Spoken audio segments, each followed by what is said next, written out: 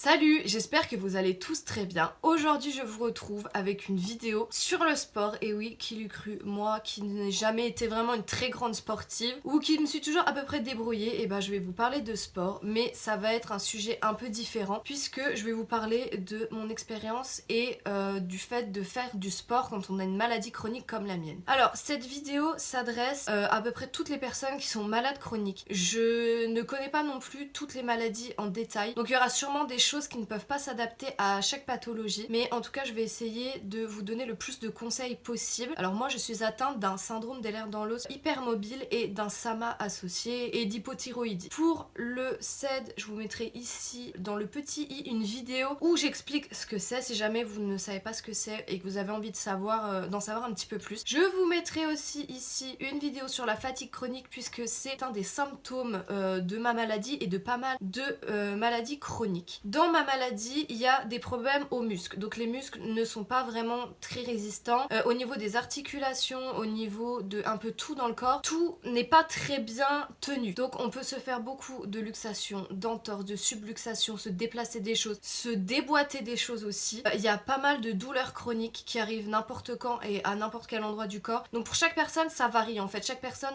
n'est pas égale sur le plan des douleurs, au niveau des endroits, de l'intensité, de si c'est tous les jours, etc. Mais c'est très dur à vivre pour tout le monde. Moi je me suis retrouvée dans une situation où j'avais vraiment besoin de refaire du sport. En fait il y a à peu près un peu plus d'un an et demi, j'ai eu des gros soucis et ma maladie en fait a fait que j'ai perdu énormément de poids. Mais j'ai pas perdu de poids en gras, si j'en ai perdu quand même, mais j'ai perdu beaucoup de poids en muscle. Donc j'ai passé des examens qui ont montré que, en gros comme a dit le médecin, je suis une fausse maigre on va dire, c'est-à-dire que j'ai plus de graisse que de muscle alors que je faisais 42 kilos, que j'avais la peau sur les os, mais j'avais plus aucun muscle. Et j'ai eu un moment où j'ai eu un élan de motivation et je me suis dit il faut que je reprenne le sport parce que j'avais plus de muscles. Je me suis motivée grâce à une copine, donc Mathilde, si tu regardes cette vidéo, encore merci d'avoir réussi à me motiver, même si j'ai un peu laissé tomber, mais j'ai réussi à reprendre en muscles. J'ai repris très rapidement et en gras aussi, donc je suis passée de 42, 43 kilos,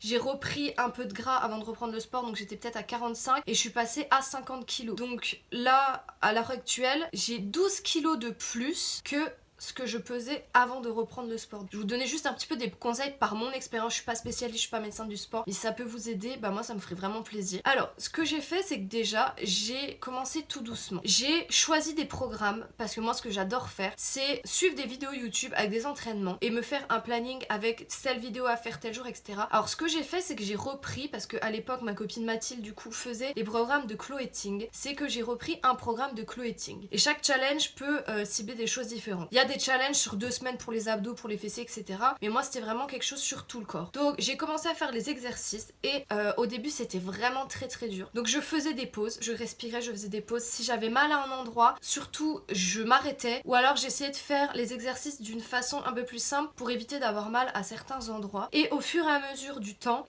j'ai commencé à me sentir un peu mieux, à avoir moins de douleur à certaines articulations et à pouvoir faire le programme un peu plus correctement. De mon expérience, je vais vous dire, il ne faut surtout pas hésiter quand on fait du sport à s'arrêter même si on est en plein milieu d'une série. Si on fait une vidéo, qu'on suit une vidéo, il faut pas hésiter à la mettre en pause, faire une pause de quelques secondes, quelques minutes, voire arrêter la séance et la reprendre un peu plus tard, et ne surtout pas aller au-delà de vos limites. Il faut surtout pas trop vous fatiguer, il ne faut surtout pas vous faire mal. Si vous commencez à avoir une douleur, par exemple moi j'ai beaucoup de douleurs aux genoux, aux hanches, au dos, si je sens que c'est des douleurs, parce que moi je connais mes douleurs et je pense que les personnes qui vont regarder cette vidéo et qui sont malades chroniques me comprendront ce que je veux dire, c'est qu'il y a des douleurs, je sais que c'est la douleur dans l'effort mais que ça va passer, et il y a d'autres douleurs où je sais que ça passera pas. Donc quand c'est une douleur comme ça, surtout je ne force pas, j'arrête, je passe l'exercice pour ne pas me faire plus mal. Si pendant la séance je vois que la douleur ne part pas, j'arrête la vidéo et je passe à autre chose. Et surtout, autre chose, si jamais vous n'arrivez pas à venir à bout d'une séance, il faut pas vous sentir coupable, il faut vous reposer, il faut faire tout pour que la douleur parte et vous vous sentiez mieux,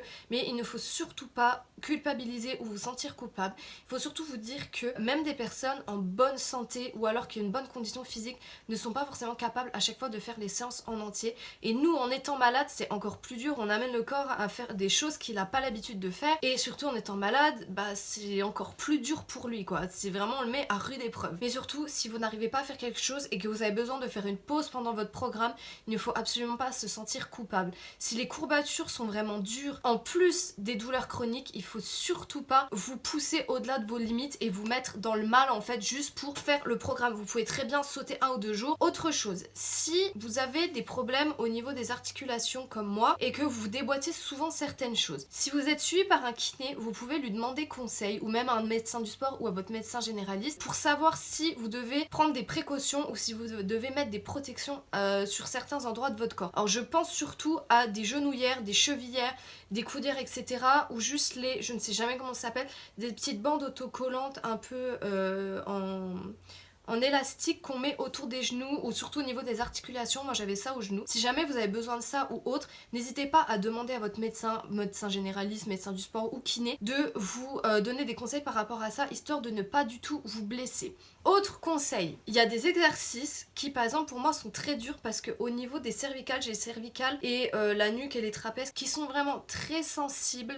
et très fragiles. Donc quand on fait des abdos, au moindre problème, si jamais ça vous tire, vous n'hésitez surtout pas à faire un exercice moins compliqué ou adapter l'exercice pour ne pas vous faire mal. C'est là où entre en jeu l'importance de bien choisir son programme, bien choisir les exercices, puisque moi je continue avec les programmes de Chloé Ting parce que dans ces vidéos il y a toujours la version normale entre guillemets de l'exercice et une version un peu plus simple. Et les versions un peu plus simples me sauvent la plupart du temps les cervicales et le dos, puisque c'est des exercices où on va avoir moins à stimuler le dos, les cervicales, ou même les genoux ou les coudes, des exercices sans saut, des choses comme ça, et ça fait qu'on peut faire la séance, on peut travailler les muscles mais d'une façon un peu plus légère. Mais n'hésitez pas, si vous faites votre programme vous-même, à trouver des exercices qui vont avoir un petit peu moins d'impact sur les genoux, sur les coudes, sur les cervicales, etc. Vraiment, il faut que vous soyez à l'aise quand vous faites du sport. Aussi, quelque chose, ne vous fixez pas un objectif trop complexe. C'est-à-dire, ne vous dites pas, bah là je vais faire un mois de sport, c'est un programme pour perdre du poids,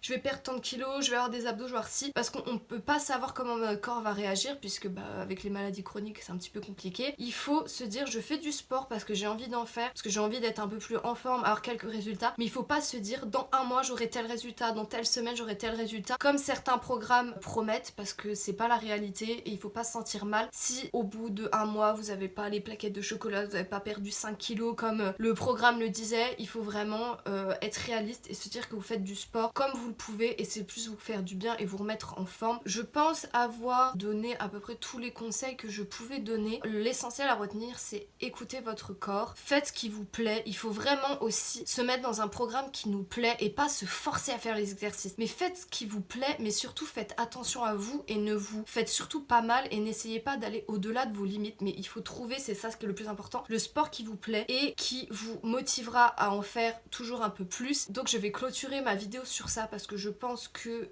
j'ai à peu près tout dit. Vous pouvez aussi me laisser vos commentaires avec des astuces que vous utilisez pour le sport. Si vous avez d'autres conseils, d'autres astuces, n'hésitez pas à les partager en commentaire puisque ça pourra aider les personnes qui verront cette vidéo et même moi ça pourra m'aider aussi. Et surtout on n'oublie pas de cliquer sur le petit bouton s'abonner parce que ça m'aide beaucoup et je vous dis à bientôt dans une prochaine vidéo.